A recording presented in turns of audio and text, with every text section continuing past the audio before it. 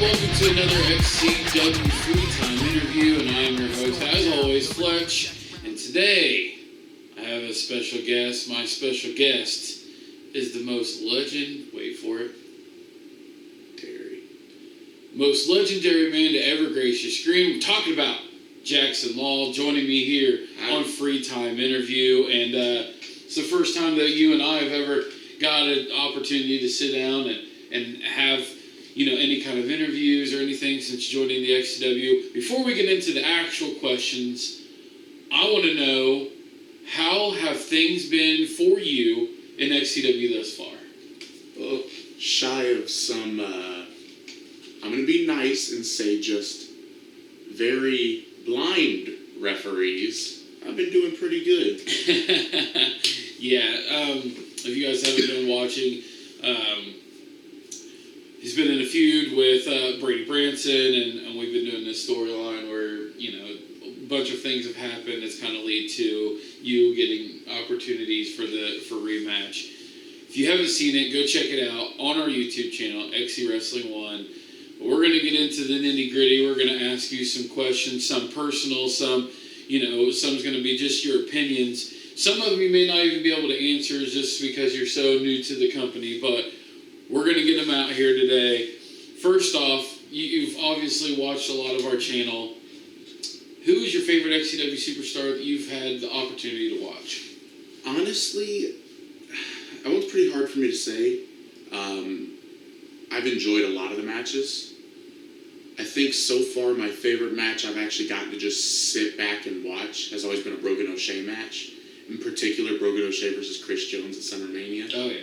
That death match was just fucking great. Oh, yeah, yeah. And it was actually the first one that didn't involve Hazard, which technically still involved Hazard in a way, but... I'm a pretty big fan of watching a Corey Lee match also. Oh, yeah. Corey Lee. Yeah, Corey, a seasoned vet here in XCW, debuted in 2009. He's definitely made a huge career for himself. Now, on the flip side of that, I know you haven't had the opportunity to work with a lot of guys in XCW. Corey Lee was actually one of the guys that you've had the opportunity to work with. First person. Yeah. So, who so far is your favorite XCW superstar to work with? Honestly, I only really got to work with him a little bit in this whole build-up with Brady, but I really liked working with Void. There were a couple spots in our triple threat match that were a little rough, but overall I really enjoyed it. Second most would be Brogan, just because those two, even though I'm really green, and I'll be the first to admit it, made some of my shit that probably wouldn't have looked good with someone like a DJ look fucking fantastic. Which, no offense to DJ, but I go back and watch our match and you stood in the corner and I had to tell you to come out into my sidewalk slam after I threw you into the corner from the other side of the ring. So. Yeah, I mean, I think I honestly think Void may not even get enough credit for the things he does, and to see him go into the Hall of Fame this past year, Swiss Wars, I think was really special because, Very well deserved. I mean, some people still look at Void as like almost like a new guy, and he's honestly been here since 2014, and he's made a hell of a career. Even defeated Chris Jones to become XCW champion. So I think, I haven't had the opportunity to work one-on-one with Void, believe it or not. I did. I beat him. I mean, I always put Void with people that I have the confidence in Void enough that he can get anybody through the match that I need to get through a match. Now, this is a pretty broad question. It's going to be a little more tough for you to answer. You can even, I don't know how much you've seen on our channel, so you can kind of narrow it down to the shows that you've competed in if you want. But in your opinion, what's been the best show you've seen in XCW? Start to finish. Honestly, Halloween Harvest. This past Halloween Harvest. Yes, and I'm a little biased because it was like the first core pay-per-view I was a part of. It was also featuring the best match I've ever been in. But close second would be Summer Mania. Summer Mania was really good, but I rather enjoyed Halloween Harvest. Start to finish, every match was pretty fucking good. Yeah, I think a lot of people have kind of gravitated towards Halloween Harvest because it's like every match on the card was a home run this year. I'm actually really, really proud of that.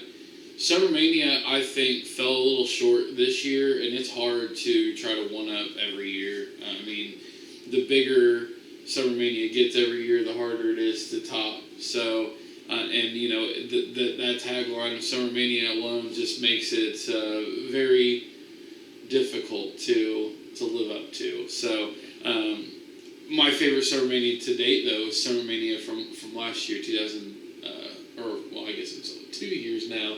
But Summer Mania 15 from 2020 was absolutely amazing. I enjoyed that so much. This one, I know the answer to, but for the XCW Galaxy, we're going to get your story here. How did you get your start with XCW?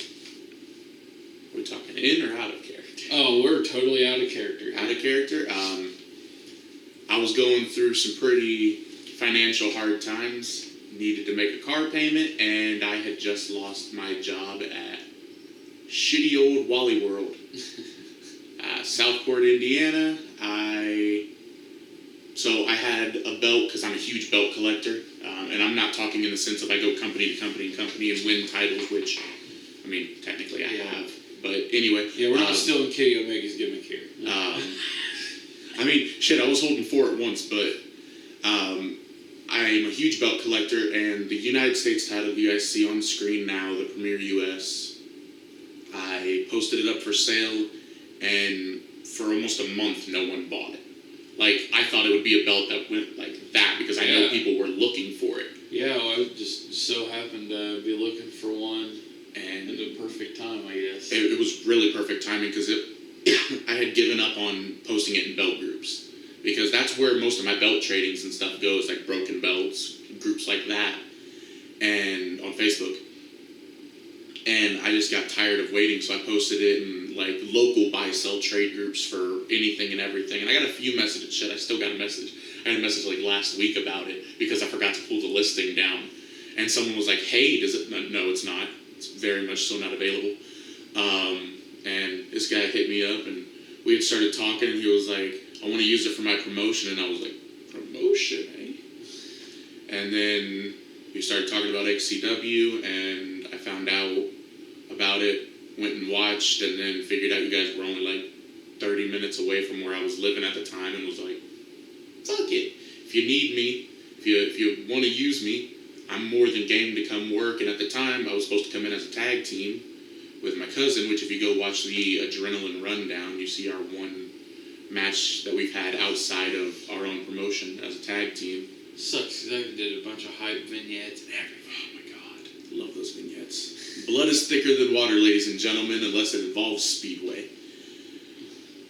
Which, nobody will get that joke but me. But, He works now, so he doesn't have much time for wrestling, at least according to him, which blows because I really like doing tag team stuff, like a lot.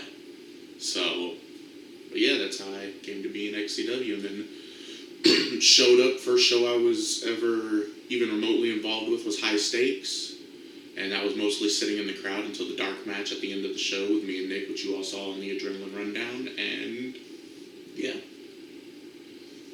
rest is history. Yeah, I think you have probably one of the most unique upstarts at XCW.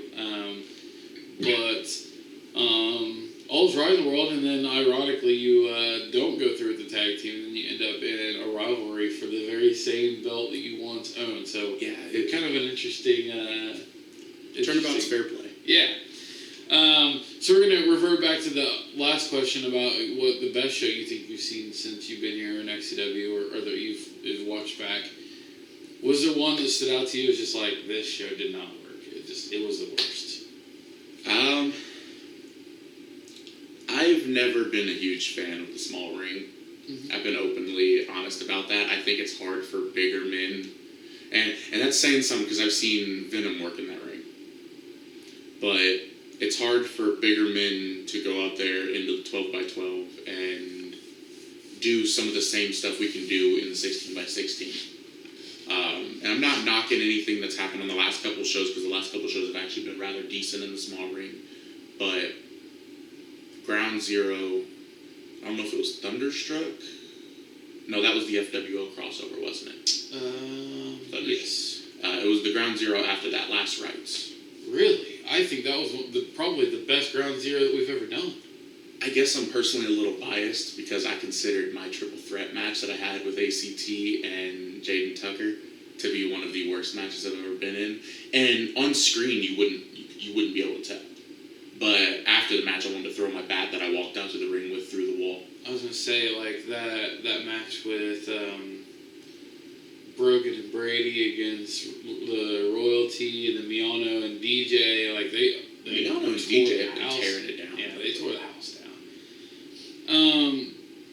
So far, I mean, you've had a pretty short career in XCW, so this is gonna be a little tough to answer.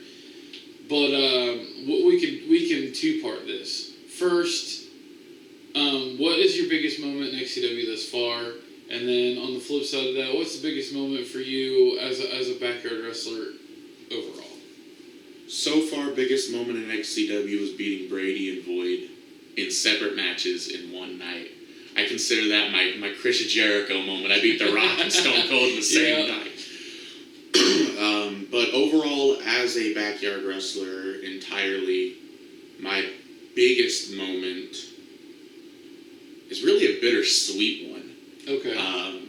Because it's obviously not something with XCW, it's something with my own personal company. And I went to Pennsylvania. And the story was that I didn't know who I was facing, that someone had mysteriously paid for my plane ticket. And I showed up and was defending my world title around the world. I was my own company's world champion. I was the only person I could fucking trust to show up. Hey, I've been there. So I showed up in Pennsylvania and I wrestled a kid named Aaron Blaze. And it's a match that I had been wanting to do for a couple years. And me and Blaze had been talking, and I had been working with him behind his show, helping him edit graphics and all that type of shit. And I ended up becoming his general manager for his show right after that, which was funny because then I just made his life on the show a living fucking hell because he took my world title from my company. Yeah, that's my Chris Jones, okay. In the only good death match I've ever been a part of to date. And it's mainly because the first death match I was in was a 5-minute squash match where I murdered a kid and took his title. But the bittersweet moment was going to Pennsylvania, wrestling in what I would consider for me personally a dream match, but also losing my world championship. And that is the last actual scheduled match I have ever had on that channel. Wow. Yeah, death matches a little bit different in regards of XCW. You know, like death matches can be presented in any different way anywhere else. Here I've presented it a little different. I wanted it to be that, you know, we didn't have cages, so I wanted that fearful match, and so the death matches definitely create a legacy in XCW. So it's pretty difficult for someone to get on a death match in XCW, but we've had a good handful of them here. I've only ever been in 2, and they were the only 2 on my show, and I've been in both of them. So this one, double part, Backyard as a whole, XCW as a whole here for your career. What in your opinion has been the biggest turning point for you as a wrestler, or an on-screen character? What's the biggest turning point for you? Promo-wise, it was when I joined a promo group on Facebook. It was then that I started learning how to cut a halfway decent promo. Because before, if you go look at any of the promos I cut before, which they're all on YouTube, you just gotta look for them a little bit. They were complete and utter shit. Like, they were the drizzling shits. And I joined a Facebook promo group in mid-2018. And ever since then, I've learned from some of the best promo people in the world as far as like Facebook goes. Right. And it's only now that I've kind of started to acclimate that into my actual wrestling, because before, everywhere else, my promo skills were great because all I had to do was be a general manager. Right. Or that owner. All I had to do was come on and cut a promo. I didn't have to necessarily tell the story with another person in a promo. And I'm been having a little bit of a hard time changing that, because now there's the aspect of there's another person in the ring that you have to tell that story with. Right. And you have to cut that promo against. I can come out here by myself and tell a story in a promo by myself, and it'd be a pretty fiery promo. But when you have that other person across the ring, like a Brogan O'Shea, who's pretty comical when he wants to be, or a Chris Jones, who can make a potato funny, or somebody like me that, you know, cut a promo and it's so believable that, right. You know, like, I've had announcers almost quit the damn company because I did a shoot promo and they thought I'm like, no, it's a character. Like, yep. DJ quit the company for a year because of one of my promos. People don't tend to realize that if we can cut a promo and get you invested into the character, into the story, then we've done our job. Whether you hate us or you love us, we've done our job. Yeah, that's the whole point of a promo, is to be able to forward the story and tell the story without necessarily having to have the action behind it. I always just thought, I'm like, well, you know, I'm a decent promo, and nothing, you know. And then I did a couple of heel turns and did some shoot style promos, and specifically the one with DJ, when DJ literally quit the company. I'm like, oh, I may have something here. I did my job too. XCW turning point. Definitely coming in. It's been nothing but better for me, because after the death match that I referenced earlier, that was supposed to be my retirement. I was supposed to be done completely in backyard wrestling as far as like the actual wrestling aspect. I was supposed to solely go into the promo side of things and the backstage management, production, all that stuff, and let everybody else have the fun of actually wrestling. I'm trying to do that. And then I found out about XCW and that you guys had a ring, and that was my big goal, was to be able to wrestle in an actual ring, because I've had the jank rings, I've had the fence posts in the ground with rope running around it, the tires with the wood or the crates on top of it. Yeah. The last big event I wrestled was an event called Crash Derby for a company that's no longer existing because its owner went pro, and he removed all of his content off YouTube except anything that wasn't on his channel. And he wanted to build the pallet ring. We had all the materials to build it, but we had none of the time. I've actually heard good things about pallet rings. They can be really good if they're built right.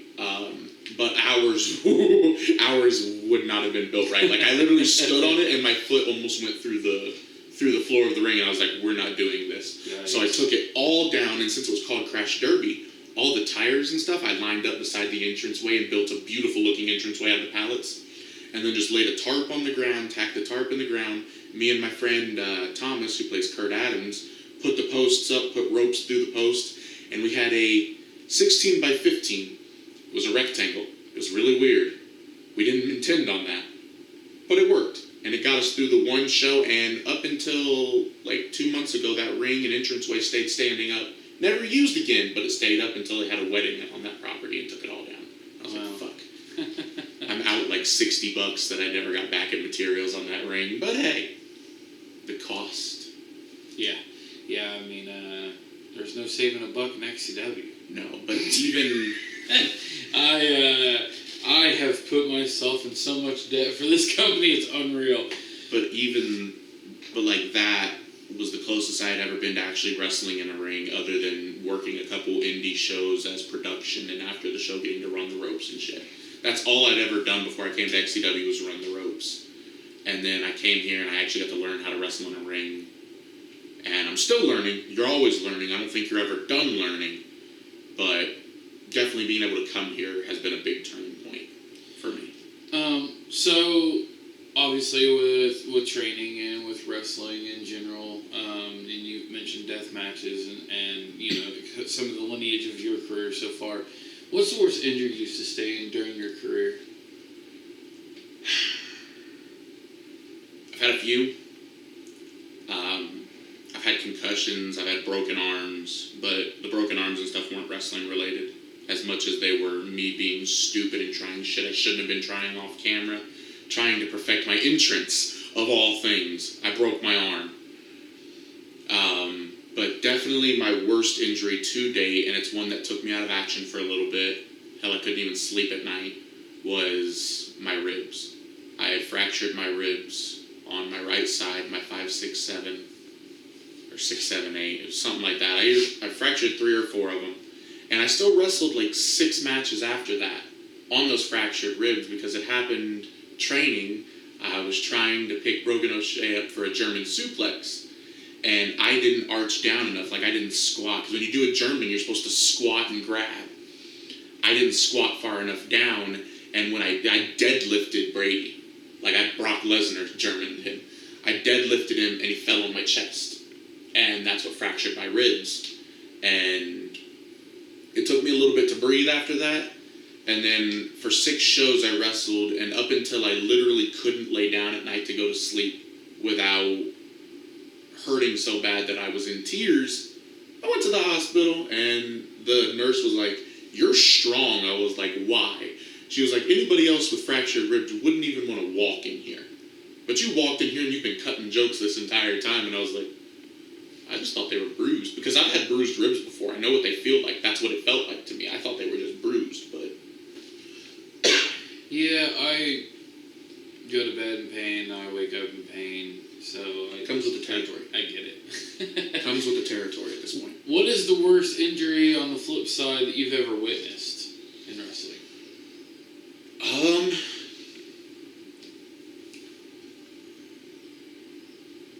Damn. Shit. That one's a tough nut to crack. Because I haven't really necessarily witnessed that many actual injuries as much as, like, I found out later that something had happened. So I guess, story time. We did a big event called Invading Indiana. It was 5 different companies all come together in Indiana. There were some South Dakota companies that came and worked with us here, and there was a match that we had declared the best in the yard match. It was 5 men, 1 title.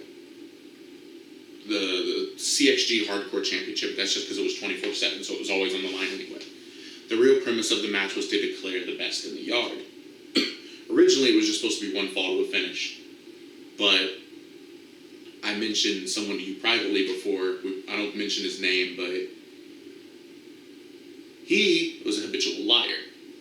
And well, we all found out beforehand, sorry, it's a 4-man match. We all found out beforehand that he had lied about a lot of shit. So we had all decided to give him a little bit of a receipt for lying to us for the last 3 years. About everything. So we shield bombed him. Me, Kurt Adams, and CFR picked this kid up, and He's screaming no the entire time. We told him ahead of time we were going to do it. He didn't want to do it, but we all did, so we 3-1 outvoted him on it. And we were like, we're going to shield bomb you. You don't know when it's going to happen, but it's going to happen. So we pick him up and shield bomb him, and when you take a power bomb, you're supposed to tuck your neck and slap the ground. Yep. He did none of those things. So we power bomb him, and if I can find the clip, I'll send it to you, and you can put it in here if you want or not. The noise that exited out of this kid's body was on another level of both awful but hysterical at the same time. And I did the stupidest thing ever. Afterwards, I looked at the camera and was like, Mama, I just killed a man. And then we continued on with the rest of the match and decided halfway through that it was going to be elimination because he couldn't compete, so we eliminated him out of the match. Wow. And we didn't know he was epileptic. Like, we didn't find out about that until way after the fact. And I think the worst injury was that, because him being epileptic and that power bomb took him out for like 3 days where he just couldn't move anymore. Wow. Wow, yeah. There, luckily, knock on wood, there hasn't been a whole lot of big injuries in XCW. Tommy Merriman did a float over clothesline over the top rope of Brandon Hobbs and hit the side of the ring, broke his leg at one point. Still finished the match. He did too. Will Smith did a dive off a ladder in the middle of Money in the Bank at Halloween Havoc, I believe 19. Was pretty hurt from that. I accidentally stabbed Chris Jones in the face with a light tube. A few things have happened, but You broke your leg, yeah. you fucked up your ankle, taking a suplex, hit the ropes. I remember that story. I've been told that story. So, since being in XCW and kind of refresh, go through some of the older stuff, what's the worst gimmick you've seen in XCW?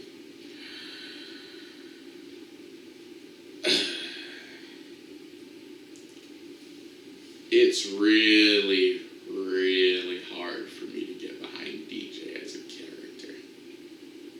I realize that for him, that's not necessarily a character. He kind of lives the gimmick. I mean, I changed up a little bit. Like, I have this storyline where he abducted Trinity, and he's trying to get people to embrace the hate. Embrace evil, because he's, evil prevails in his character's opinion. And so, like, I think he's come in, the last couple of storylines, he's used more of a character than just being a gothic guy.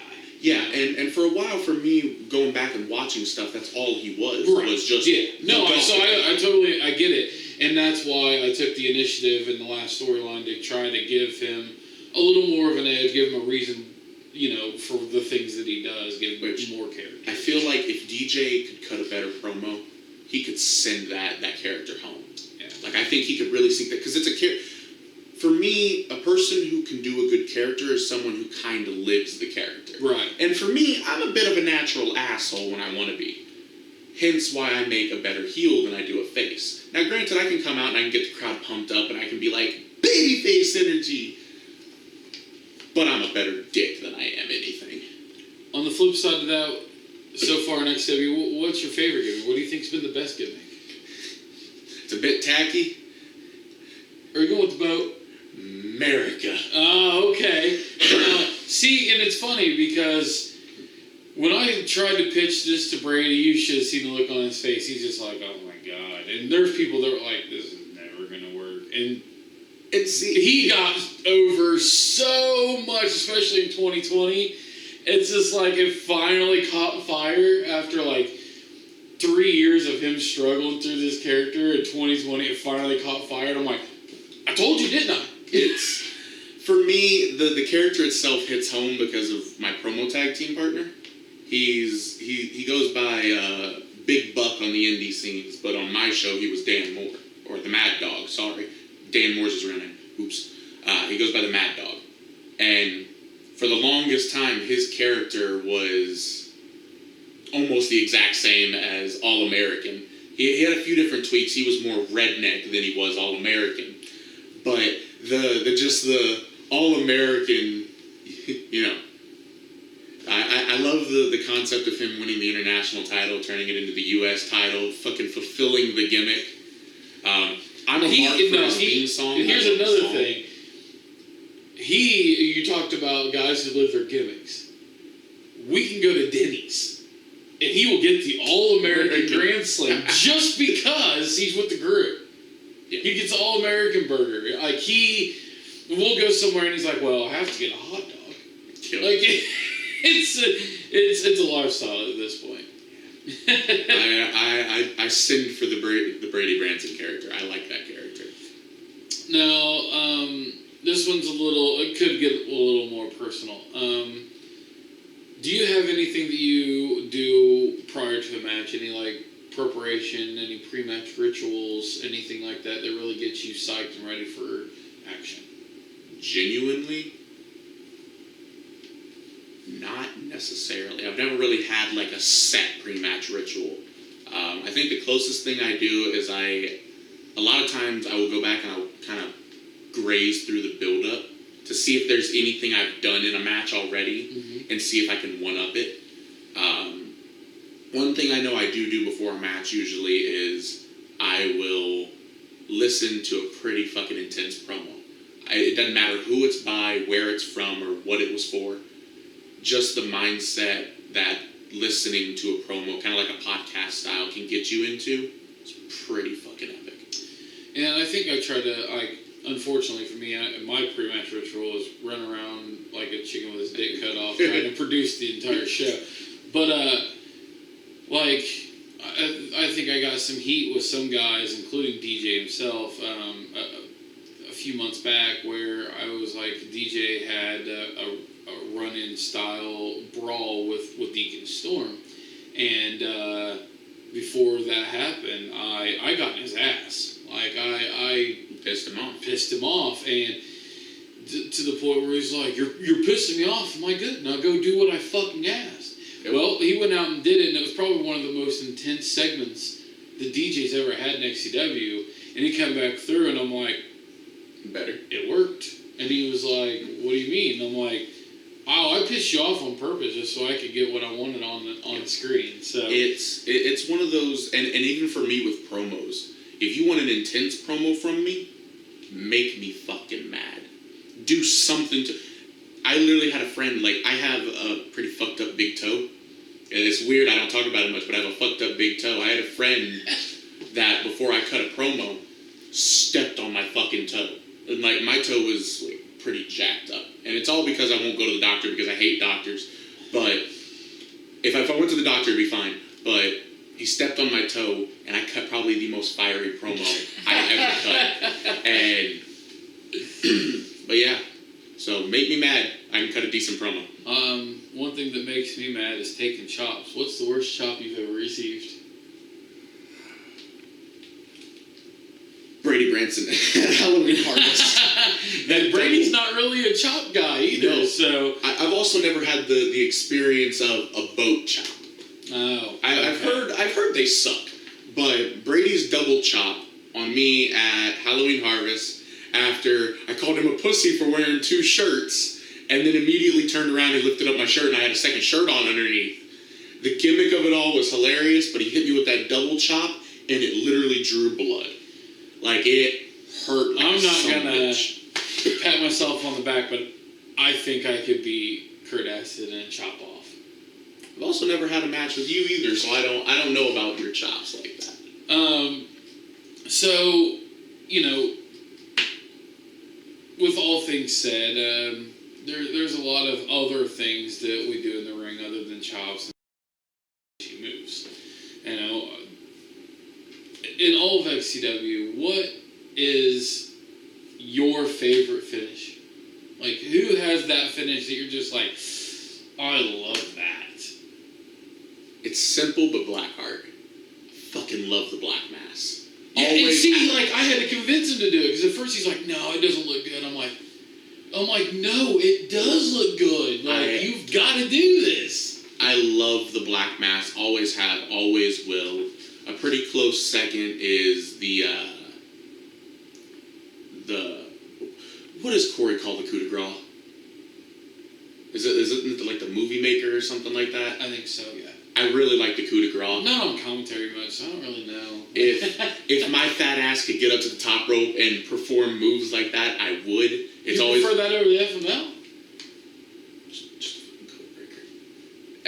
And I'm biased because one of my guys, my current United States champion for my show, that's his move on people that he can't get up because his big move is the Pyramid Buster, which is just TKO.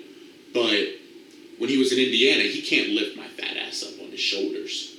He's a fucking slinky kid. Anyway, he can't lift my ass up on his shoulders, so his big move was the Code Breaker, which he calls the System Breaker. So I've seen, I've taken, I've even done a couple times Code Breakers. I'm a really big fan of the coup de grace. I also like the Last Call, which is Brogan's move. No love for me. Final breath. What's the final? I'm not trying to be a dick. I haven't watched a lot of footage. It's in the days. Okay. Oh, fuck. See, I'm not gonna say that I like that finishing move only because I wanted to do it and I can't do it. So, yeah. So we're talking about moves, and obviously we talked before coming on screen about how pretty much it's almost impossible to do anything original in wrestling. So with that being said, who is your biggest pro wrestling influence? I'm a huge Kevin Owens fan. Same. Love Kevin Owens. Same. If we're talking indie wrestling, that's why I do the cannonball. Yep. And I want to do that in matches too, but I can't. But if we're talking indie wrestling influence, a guy named Pete Corvus. And if you're a GTS fan at all, you know exactly who that is. I do, actually. I'm a big Pete Corvus fan. Other than that, I take a lot of influence from just random ass characters and gimmicks and stuff. But my finishing move is Damian Priest's old move, of all things. South of Heaven, I call it the long arm of the law, which that move has changed since everywhere else the long arm of the law is Elias's drift away.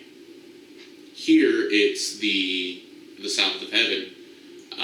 And I don't remember why I was told I couldn't use the drift away. I think it was because someone said it was too similar to someone else's move. Yeah, it's hard to But I like Elias too. I really like Elias. I always have. It's weird. Also like Jackson Riker, which is Gunner on TNA. I like his gimmick when the Forgotten Sons. And that actually has nothing to do with his name being Jackson. No. Not even spelled the same. Honestly, the name Jackson, when I was supposed to work, because before XCW, I was supposed to go to Michigan and work in a company, which I'm glad I didn't because they use a 12x12 for everything. They don't have a 16x16 like we do. I'm glad I never went there to work. Ours is just for indoor work, basically. Yeah. They do everything in a 12x12, which, I mean, more power to them. They've got more of a ring than I do. But when I was supposed to go work with them, they were like, "We don't want you using the same name you've used everywhere else. We want our own." I kind of said the same thing when I came in. Yeah. We want our own thing. So I was like, "Cool. So can I just shorten it to Law?" Because my character name before everything else was Captain Law, but it was all one word. It was spelled weird because of legal issues that I got into with the other spelling. Apparently, someone has that copyrighted. Anyway, and they were like, "No, we want you to have an actual name." So I went through an entire list of names that I liked and shortened it down and came up with a bunch of different names. And Jaxsin Law was right in the middle of the list that I had sent them. And they were like, "Well, which one do you like best?" I was like, "I like that one the best." And that's the only one on the list that I actually came up with myself. The rest of the list was ones that my friends had given me and stuff like that. It all had Law in there somewhere. I think one of them was like Lawrence something, just so I could keep the Law aspect. Oh my god. And if I was gonna go with the name Lawrence, I was gonna be the Fonza. I was gonna do the stupid fancy man gimmick. But the name Jaxsin Law actually is very Mortal Kombat inspired.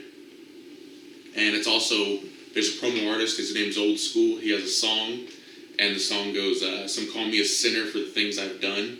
And I just really like that line of that song and the way that song goes. So I took the sin from that and Jax from Mortal Kombat, put it together, and that's why it's spelled the way it is, and then added Law onto the end of it, and Jaxsin Law has been my ring name. And then when I met you and we were talking about it, I was like, well, I could come in as Captain Law because that's the name I've used in every other backyard fed. And I was like, but I also have this other name that I want to use for ring stuff. And I'm like, that's it. He's like, I like that name a lot better. Yeah, that's it.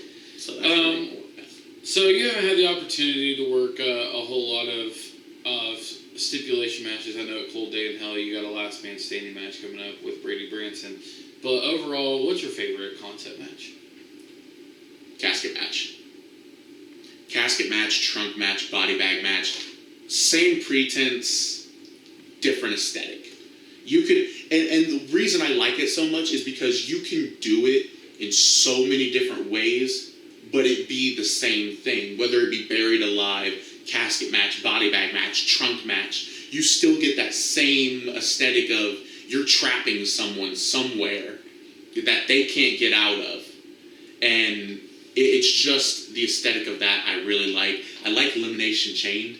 I like the idea of that. That's really cool just because Elimination Chamber is one of my favorite like WWE concepts Obviously, we're ever. never going to be able to get a cage like that, so I was like, I want something that's going to be similar, and stumbled across that idea. So, But yeah, probably an Elimination Chamber is definitely like my favorite big stipulation. I think they've way overdone Hell in a Cell. I think it needs to go back to where big things like Hell in a Cell, TLC, stuff like that don't have their own pay-per-view. Money in the Bank, I think all of Money in the Bank matches were the best when they were on WrestleMania. I agree. It was like that big fucking moment. Yep, I agree 100%. And then you gave the bitch their own pay-per-view and it just dumbed it down. So with a lot of concept matches come with foreign objects. So what's the hardest weapon shot you've ever received? Never happened on camera. But it was before the show after High Stakes. Was that Adrenaline? Well, you'd have to put me on the spot on that. I'm honestly not sure. I've jumbled the names around so many times. It was the show after High Stakes, and it was the first show that I came to by myself because my cousin had to work, hence why we weren't doing tag stuff and why I got my singles Was it debut. All or Nothing? Yes, it was All or Nothing. It was before All or Nothing, and it was the bamboo rod. Basically our kendo stick, but without the kendo aspect, and it was just a stick. We have kendo sticks, I just don't know where the hell they are. And it was before the show, and it was void. And we were talking about some shit, and I seen that, and I grabbed it, and he was like, let me hit you with it. So he fucking swung for the fences.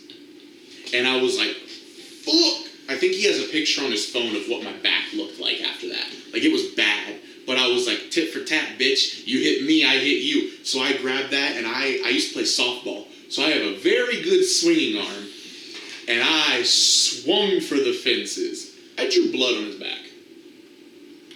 That bamboo rod was no fucking joke. That's what we in the wrestling business call a receipt. Yep. And then that bamboo rod got shattered later that night into like almost 1 million pieces.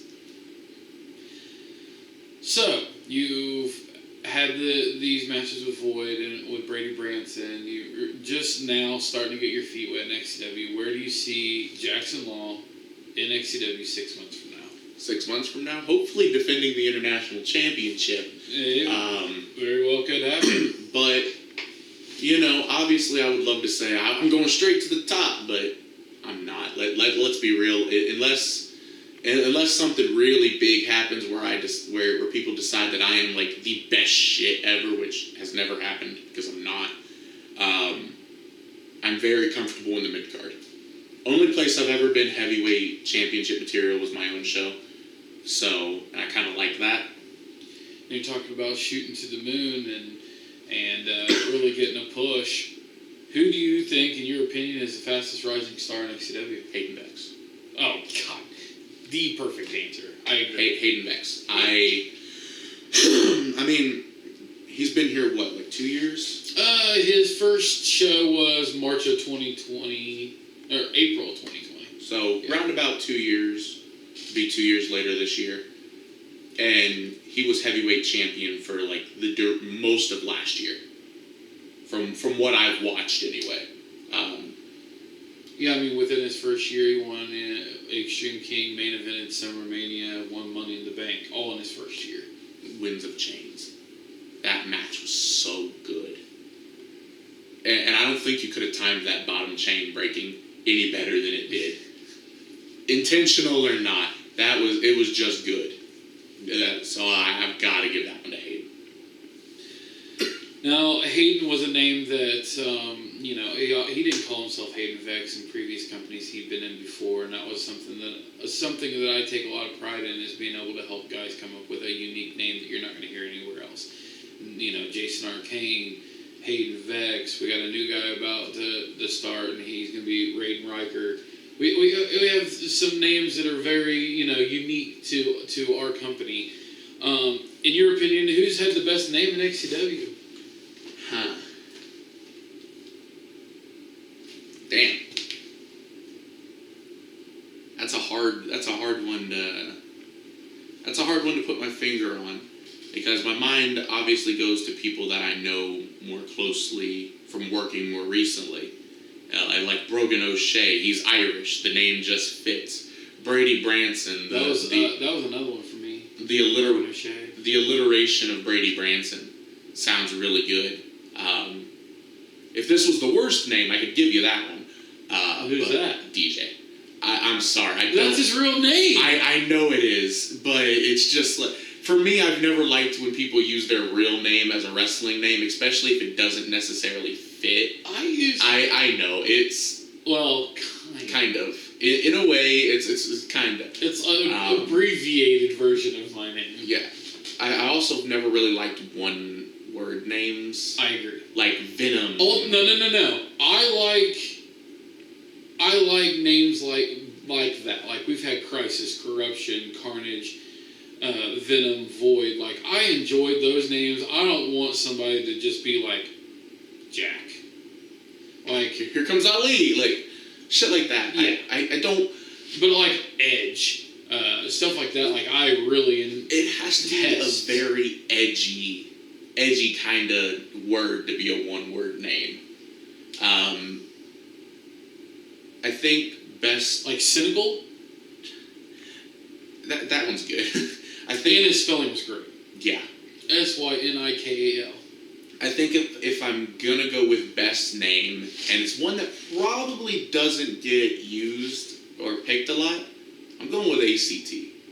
Just because between the character he plays, the name, and the fact that the name comes together to be even more of the character fulfillment, I like that one a lot. Yeah, we have ACT, SAT. I think we dropped the ball. Their tag team name should have been something around GPA, but yeah, it could have been. But I like Knowledge is Power. Yeah, it's a good name. Yeah, better than Team IQ. Yeah, awful. So I know that you probably don't know the list. You're still fairly new. You're still, really learning the ropes of XCW. No pun intended. Is there anybody that is not in the Hall of Fame that you think should be? Maybe looking at the newer roster of guys, who should be in the Hall of Fame you don't think is in yet? Well, you lose too much to be in the Hall of Fame. I'm in the Hall of Fame, but yeah. Are you? Yeah. I was inducted in 2005. Well, shit. Now I look like a fool. That's why I said newer roster. Is Venom in the Hall of Fame? He is not. He's definitely pretty top tier for me. I'm gonna go with Venom. Just because I know he's done a lot. Yeah, he dominated the entire 2019 season as champ. So he's done a lot. He helps a lot with character development behind the scenes. He's the one that's given me ideas for a lot of different moves for my move set and stuff that I can do. Help the Magic Killer, which if you go and watch the rundown where me and Nico were a team, the Family Connection, it was his idea for us to do the Magic Killer. So I definitely am going to give that one to Venom. I know you've only used one theme song here in XCW, but is there a specific theme song that you've come out to that pumps you up the most? Bad Company by Five Finger Death Punch. Oh God, I'm there. But if we're talking outside of myself and my own character, I love Miamo Diaz's theme. Okay. I'm a mark for that. That song's on my favorites on Spotify. I just got lucky and landed on that. Like, I presented it to him, and he was like, okay. And then, like, I started playing it at the shows, and people were like, what is this banger? And I'm like, but if we're talking it's about... just shit I find, you know? If we're talking about, like, custom hand-picked themes or handmade themes, Jay Ellis. I love Jay Ellis' song. We already know the answer, so this is going to be a short question. Babyface or heel? For me personally, heel. Yes. Yeah. I like working babyface just because it's something I never really got to do because I'm a natural asshole. I've always played the heel, so I like working babyface, but it's just so much easier for me to come out and say fuck you all than yay! So you talked earlier about how your promos have evolved and how they weren't real great in the start of your career and stuff like that. Obviously, you know, learning your craft is part of that, but is there... For some people, it's something different. It's the eye that never blinks. Were you ever camera shy? Oh, hell yeah. Yeah? Yeah. Really? I wouldn't expect that. I wouldn't think that you would be camera shy. It wasn't up until I joined the promo world that I started getting more comfortable in front of a camera. Like, I've been doing stuff on YouTube, whether it be like review videos and shit since 2013. And if you go back and look at like my first few videos, I'm stumbling, I'm bumbling, I'm fidgeting, like I'm nervous as all hell, and it comes from having a deep rooted stage fright. Like I used to perform on stage with my school. Like I was in. You wouldn't think I was a band kind of guy, but I used to do guitar and stuff like that with my school in the music class and shit like that. I was in Christmas choirs, all that type of shit. Damn, we missed the boat. You could have been a drifter. That's why I used the drift away. But it's one of those that we missed the boat. Damn it. Even back then, it was one of those that it's like, fuck, I'm scared. If we ever change this gimmick to a drifter, I just spoiled it for you.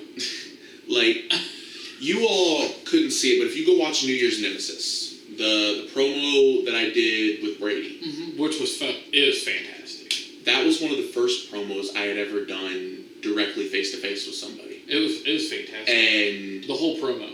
Like when I was recording, I could feel myself getting, like my palms were sweaty, and I'm so glad the camera was at the angle it was because my legs, like I was shaking my leg trying to keep in character. Because when I get nervous, I just bust out laughing. Like I will just maniacally laugh for no reason just because I'm scared shitless. If it's any consolation, I actually thoroughly enjoyed the promo from top to bottom. Your part, you know, the comedy part of Blackheart with the cup of air, that shit had me rolling. The whole promo, A+ for me. Obviously, we know the answer to this. Just kind of briefing through some of the other questions. Did you have any wrestling experience before XCW? As we know, obviously yes. Both in the competitor and the production. But let's make this one a two-part. Who were you trained by in your wrestling career, and who were you trained by upon your arrival here in XCW? Because obviously you said you didn't really get an opportunity to work in a ring too much, so nope. You've had some training obviously here in XCW as well. XCW is where I've gotten all my, and I'll put it in big quotes just because we are still backyard wrestling. It's where I've gotten my formal ring training. Before this, I watched a lot of How to Wrestle on YouTube. My friend Caden had been training for a while in a ring that we didn't know he had already started training. Yeah, we have about 5 or 6 guys originally that was professionally trained here, and we just kind of it's rolled downhill. You know, we taught this guy, and then that guy teaches that guy. So and Caden, when Caden came in, kind of taught us a lot on different things that we could do better. When Thomas came in, he's been wrestling for as long as I know, so he's taught me a lot too. But when I came to XCW, it was Brady, Brogan, and Corey were the 3 big ones that were teaching me stuff. And I've picked up a little bit from Tommy the Man Merriman in the few times that I've talked to him. Definitely, Tommy knows his stuff. Yeah. I'd hope he does. does. Yeah, I mean, As long as he's been doing it, I hope he knows. yeah, and like Tommy and I trained in the same place. Like I was on the Independence for about 5 years, 6 years, and Tommy trained there. So he's one of those guys I initially talked about was professionally trained, and it's kind of rolled downhill and given knowledge to the other guys as we went. So you talked a little bit earlier about how you love being in a tag team. Mm-hmm. Since since you've been in XCW, is there a team or a stable that's really stood out to you that you just absolutely loved? I like the dynamic of Violent Ending. I like the fact that JJ's a heel and Jay is a face. I don't think a lot of people catch on to that, and that's why I have him work tweener. Yeah. And I don't have him work more baby or more heel. I have him work both because of that reason. I don't think people catch on to that. I'm glad you did. It's the dynamic of Daniel Bryan Kane for me. The Kane Rob Van, like the one that's the bad, the one that's the good. You get the smug like ugh, fuck you, and then you get the comedy of Jay going like I'm gonna fuck your mom. Yeah, I honestly like putting them together. I seen that dynamic, and I wanted a new edge to JJ, and I just think it was the perfect storm. They already had their relationship in FWL prior to that and stuff like that. So bringing them in together, I'm like, ooh, this is good. Like I can have a team that's interchangeable with anyone, and that's why I've had them work, with Vengeance, who are obviously heel, or baby faces, obvious baby faces like Heart of the Storm, and I've been able to move things around, and like I don't think everybody's like, well, what are we, baby face or heel? Yeah. What are they? And I'm like, they're both. As far as factions, I think factions stand out as royalty, obviously. Even said it on New Year's Nemesis, someone would be stupid not to join royalty. Right? And it's mainly just because it's so far from what I've watched of old footage, the only recurring faction. It's the faction that splits up but always comes back together. Even if they don't come back together fully with the same people every time, there's always that same element of certain particular characters that are always royalty, blood, sweat royalty, and then you've got the few additions of new people like Hayden Vex. Yeah, because Cerebral, Psychor, myself, and Emily were all part of the original. Yeah. And like Hayden Vex, you bring him in, and that's that new element of royalty. A new dynamic. It makes it interesting again. So, and I definitely think it's the only recurring faction, and it's that way for a reason. Yeah, absolutely. I think that it had a lot of legs in what it was, and we just had a lot of moving parts in regards to the people on the roster when we did the original, and the trains kind of went off the track a little bit. So we ended it. Plus that theme song. We ended it to make sense of what we were doing at the time, and it's just a perfect storm for me, especially with my kind of winding down in-ring career. I've been bumping for 25 years. Now that I'm kind of winding down, plus I'm so busy behind the scenes editing and producing and doing all the things that I do, it's like in a way, it's not fair for me to be in the ring with somebody. Like, if I were to have a match with you, wouldn't really have the opportunity to set out and, really plan out a good match and have the opportunity because I'm busier than a one-armed paper hanger. So, like, once it comes to the match, I'm like, all right, I can't go with the flow. And that's just not fair to you. You deserve to go out there and have the best match possible. And if I can't give it to you, then... And this gives me an outlet to still be a character, be a part of the company without, bringing down guys like you who have the opportunity to work. I'm not going to lie, I enjoy hearing you on table. Yeah. You, JJ, and Venom on commentary for the last couple shows has been rather enjoyable. But I think, definitely, like I said, royalty, Violent Ending as a team. I'm not a huge fan of Knowledge is Power as a team. And it's just because it's the weird kind of Bellas dynamic where they started with the Twin Magic and now they're a team. While, yes, it makes sense because they're brothers and shit, they do look very similar. Yeah, it's hard to discern between the two at some points, and I would love to at some point see a feud between the two. Hey, that would be fun as shit to watch the brother the brothers at arms, like. Never say never in XCW. So this one's gonna hit a little different. This is a little more personal. Is there anybody in XCW that you just personally don't really care for? Yes. And it more has to do with just the fact that annoying. And it's nothing that I know they try to do on purpose, but our lovely editor at points annoys the piss out of me. And I know she didn't do it on purpose, but there's just something about you that annoys the shit out of me. Obviously here in XCW it's a little different than a lot of backyard companies. A lot of it's blood and guts, or it's just throwing matches together and so on and so forth. XCW prides itself on being more sports entertainment-ish, and we want to be able to have storylines and tell stories within our characters. Is there a certain storyline that you've seen in your time here in XCW that really stood out to you that you really enjoyed?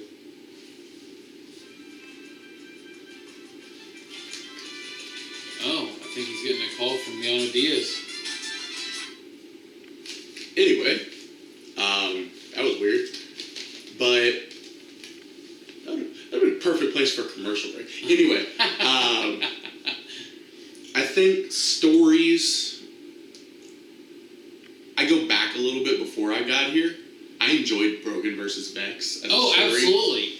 They had a really good story, but as far as like long-term storytelling, you and DJ. Really? Yeah. You and DJ had a rather long-term story. Like you guys went for a year without the blow-off, and then when you finally did the blow-off, it was still as impactful as the rest of the story was. And I think I've talked about this on a few other Freetime interviews. Like, I think, and it's happened more with my character. It's not just like, hey, pat on the back, I did a good job. I think it's just happened more with my character just because the last couple of years I've been in the ring a little less. But, like, the fact that, like, Chris Jones and I last Summer Mania were able to tell a story of our 20-year friendship without ever physically touching each other until the match was so unique. And Tommy Merriman and myself also had a feud in 2019 where him and I started this feud at Summer Mania and never at all touched each other until October of that year. We told an awesome story to the point where people were like, this could be the best rivalry ever. And we never had a single match.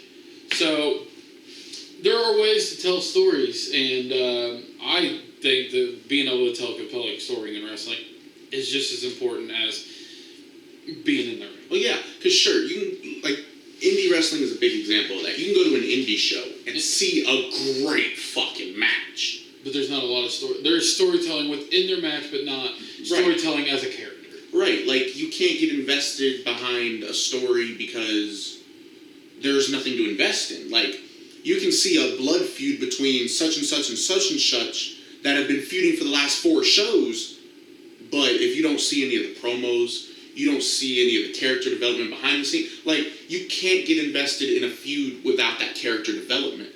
And I feel like as long as there's the promos, you can fend off doing the match for years, but once you get that match, those promos have to back up. It's like talking the talk, but you have to be able to walk the walk at the end of it. Absolutely. So with that being said, you haven't been in XCW long, but your opinion, what's been the best rivalry you've seen so far? I think I definitely kind of have to give that to Jesse and Hayden. Just because the blow-off to that Winds of Chains was a great fucking blow-off. I don't even know where I came up with the concept of that. I'm just like, I wanted to do something different that I don't think you can see anywhere else, and Winds of Chains was born. The blow-off to that... It was expensive as hell. Yeah. The blow-off to that match was great. Those two came out and told the rest of the story the way it needed to be told. And it was very good.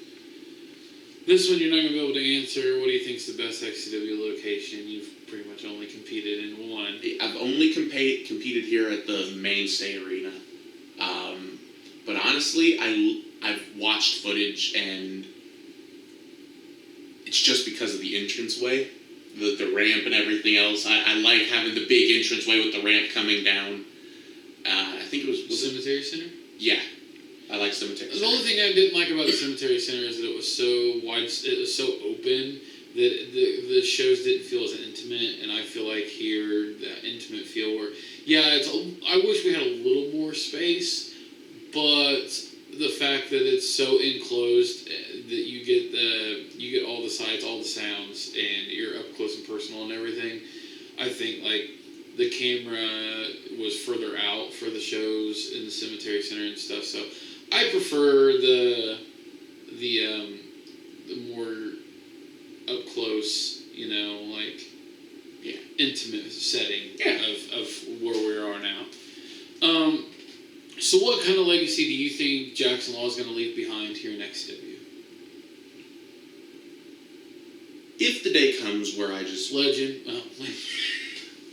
Wait for it. Terry, legendary. But if the if the day comes where I'm done in XCW, whether it's done competing and I move towards the table or towards ring announcing or something like that, I pull a Jerry the King Lawler. I think as a character, I'm hoping to be known for a lot of the shit I did, but making yourself memorable. There we go. English, ladies and gentlemen. Making yourself memorable is a very difficult thing to do when you have enough talent on the show that you aren't always the focal point. And I feel like with everywhere else I've been, I've only been memorable. I've only been memorable because I was the focal point for a majority of everything that was happening. And then you come to XCW and there's an actual roster of people that show up most of the time and compete. And that's something I never got to work with before. So making myself memorable is something that I'm going to strive for in hell. It baffled me that I was even nominated for awards at the end of years. Like, I didn't expect to be even nominated for a VCA, let alone get as close to winning one as I think I did. And I think that kind of speaks to the level of character development that I can bring. And it's one of those that if I can make myself memorable and you remember anything I did, whether it's a promo I cut, me getting my ass beat, anything. If you can remember something I did, then I've succeeded. On the flip side of that, you've competed in a lot of other companies. You've even ran some companies and stuff like that. But overall, what kind of legacy do you think XCW is going to leave behind, as opposed to anyone else?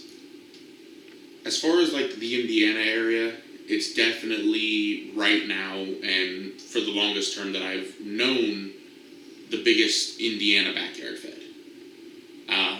I feel like in the grand scheme of things, this day and age, it's really hard to overtake some of the bigger channels. But I think XCW having a ring, having people that know what they're doing in the ring, and being able to tell the stories that we're able to tell will leave a more memorable legacy than that of MEBW, which had the great storytelling, but it was a trampoline and a tarp on the ground. We have the production value that... We got a total package kind of here. Yeah, where a lot of places don't, and their shows suffer because of it. Yeah, XCW is also now featured on BackyardWrestlingLink.com. Yep. So if you want to check out other companies, or if you want to, see how XCW stacks up against some of those other brands, go check that out. BackyardWrestlingLink.com. Hell, you can even find a couple of the companies I'm involved with on there too. So how has XCW in the short time period impacted your life? It's given me an outlet. The the last 7-8 months of my life have been extremely rough. Like, to the point where I've lost 3 jobs, totaled a car, had to move 5 different times, gotten the last place that I thought was going to be there for a while evicted. Not of my own doing, but circumstance I couldn't control. A lot of drama behind the scenes, a lot of it stemming from joining XCW, just because people think that I should be doing more than a backyard wrestling fed when I don't want to be doing more. Yeah, we hear that a lot.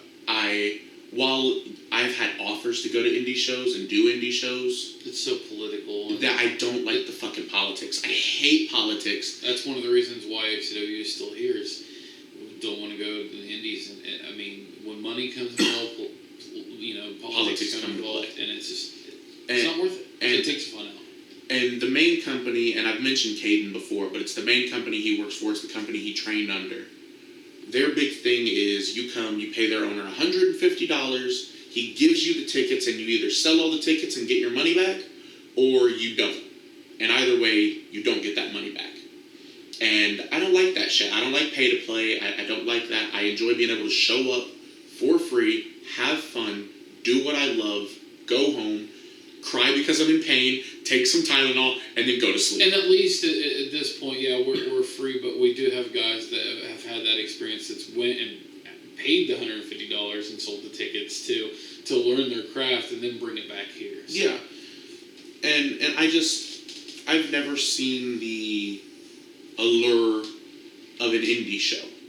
I agree. For me, and it's nothing against indie shows, because I do light and sound for a couple of them, or one of them. It's more or less for me the aspect of whether you're wrestling in a backyard or in the VWA or in a veterans hall or a church. It doesn't matter where you're wrestling. It's the fact that you're wrestling. And when you love wrestling as much as I always have, that's the big thing for me. It's always been my goal to wrestle. And one of my big checkmark bucket list wrestling goals was wrestling in front of a crowd. And I got to do that in backyard wrestling. I got to do that on my last ever event that never got viewed on YouTube. It was a small crowd of like 15 people. But I got to wrestle in front of a crowd. Yeah, we got crowds here. Yep. They may not be big, but they're here. It was a crowd in that jank-ass tarp ring on the ground. And then I come here to XCW, and I get to wrestle in front of a crowd every time. Whether it's 4 or 5 people, or... I don't think it's been that low since you've been here, other than maybe like in the fucking thing. That's about it. But like, whether it's been 4 or 5 people or the 20 people that maybe show up, I still get to wrestle in front of a crowd. Absolutely. And that's what I love. I love having a commentary table that calls my moves. I love being able to hear the reaction on JJ's face when he's like, "We thought he was one of the good ones." That is the quote of the year for me for 2021. We thought he was one of the good ones. That's awesome. So you talked about, so you've had, a little bit of bad luck in the past, 6 months to a year, personally and stuff. But and you talk about the good things that has impacted your life from XCW. What is the best thing that's come out of XCW for you personally? Learning, knowledge, the ability to do what I love and not have to worry about running around with my head cut off like a chicken. That and the stress and everything that I've had to deal with for the last 7-8 months has taken a major mental toll on me. Mental, physical. Like, there's days I don't even want to get up out in the morning and do anything. I just want to lay there in a ball. Like, a pretty big ball, but still a ball. And XCW has given me the ability to, for lack of a better term, relieve that stress. I'm able to come out, I'm able to enjoy myself and not have to worry about the stresses of what's going on in my personal life, what's going, am I gonna have a place to sleep at night, stuff like that. I like not having to worry about that, and XCW gives that to me. What's your proudest achievement in wrestling total? The question is about, of course, XCW, but what's your proudest achievement? It could be XCW related, I don't know. As far as XCW goes, so far my proudest achievement is definitely being undefeated in singles competition for as long as I was. Because I was undefeated in singles competition from my debut up until my one-on-one match with Brady. Like, I don't consider triple threat singles competition. Right. Because that's a multi-man match. Multi-man matches, I'd lost. But one-on-one, you could not deny I was a monster. And I believe I said that in a promo on Brady. And that's definitely part of my proudest achievement in XCW. But as far as backyard wrestling as a whole goes, one of my proudest achievements was holding 3 different companies' titles consecutively. Because for me, if somebody puts that trust in me to put a title on me at any stage, whether the title's a loser belt or a 24/7 title, Yeah, I or think a lot of people have lost that. Or, Hey, if you're a champion, there's some confidence. right, or a hardcore title, or a mid-card title, then it's shown me that they trust me enough to carry something in their show, and it shows that they trust me enough to be dedicated enough to put a title on me. Yeah, I think some people just think, oh, well, I should be in some kind of title picture, and It's not, at the end of the day, it just doesn't happen, and I've never held another company's world title. Outside of my own company, I've never been a world champion. And I think that's like the last bucket list objective I have, is to be a world champion somewhere other than my own company. And it's not me looking to strive to feed my ego or anything of that nature.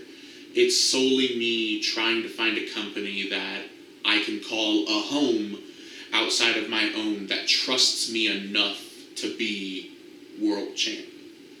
And it's hard to find that in companies that owners are... not as selfish. Exactly. It's hard to find a company where an owner isn't selfish or egotistical and wants themselves to be at the top of their own show. And for a while, I guess you could say it was that way with me with my show, is I was an egotistical owner. Me and my cousin co-owned the show, and we were the only world champions. But when we tried to bring people in to give them that push, to give them that world championship opportunity, they stopped showing up. They wouldn't show up for more than one taping, and it fucking pissed me off, because it's like, fuck, I put you in a story where we could have a long-term build, and you show up for one taping and then don't want to come back but still want us to put you over for the world title. Show up and we will. And that's why people like Blaze, when I went to Pennsylvania, got put over for the world title in that death match, because he was able to continue filming with that title with whatever little bit of a roster he had at the time.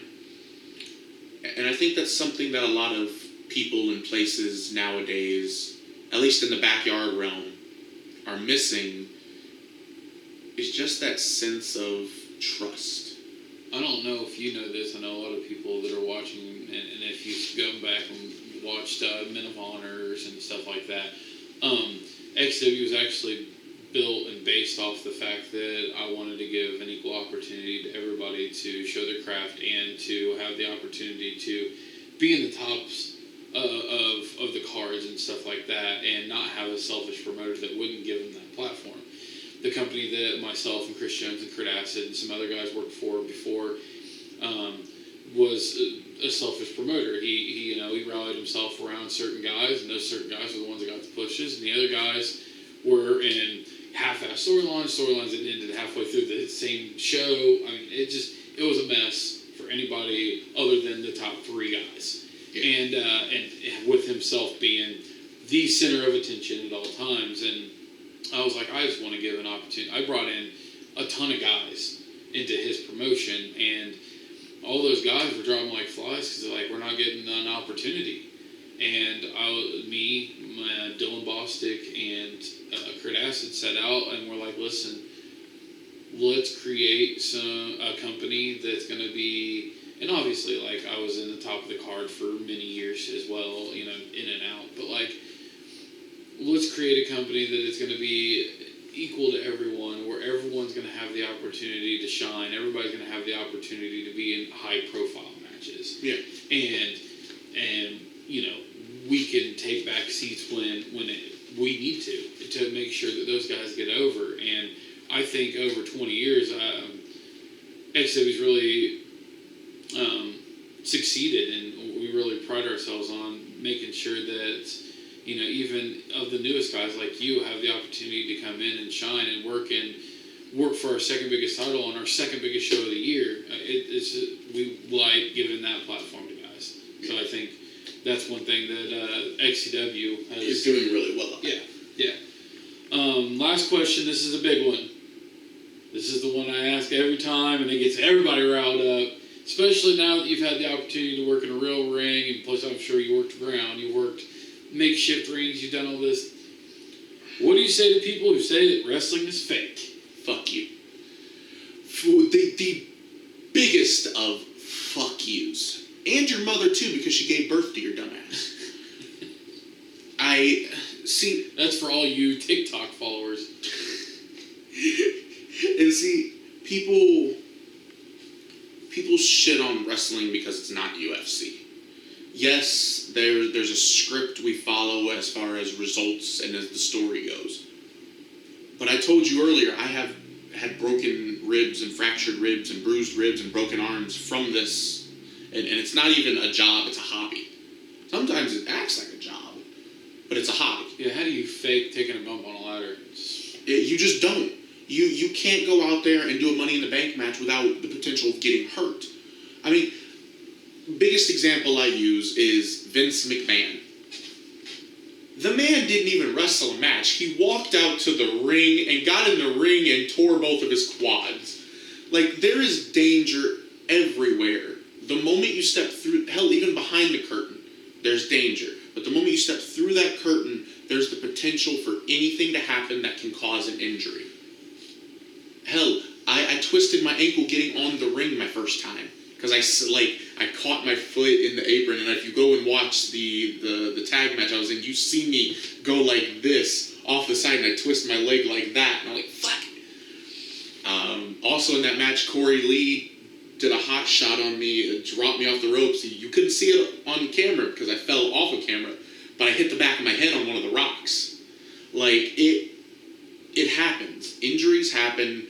Wrestling, in the sense of the story, is fake, but in the sense of the action, is as real as you can get.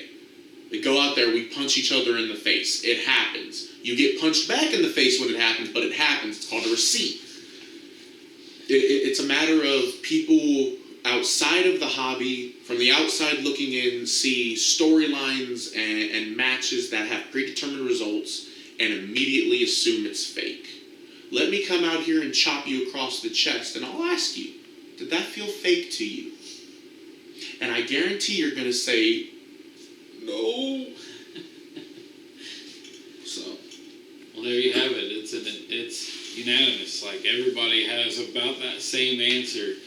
But ladies and gentlemen, that's all we have for you this time on XCW Freetime Interview. From Jaxsin Law, myself, Fletch. Thank you for joining us. We'll see you next time here on Freetime Interview.